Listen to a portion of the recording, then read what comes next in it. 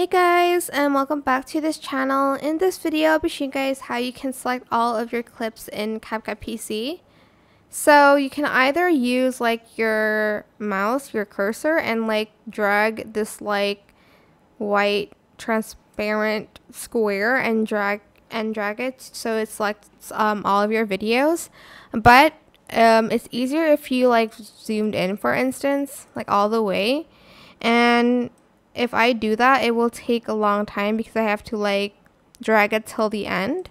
You can just press Control A on your keyboard, and if I've zoomed out, as you can see, I've already selected everything. So I like the Control A method better. You can move this around everywhere. I hope this tutorial was helpful for you guys. Don't forget to like, comment, share, and also subscribe to this channel if you haven't done that already. If you have any more questions about this video, just leave it in the comment section down below. I will try my best to answer them all for you guys.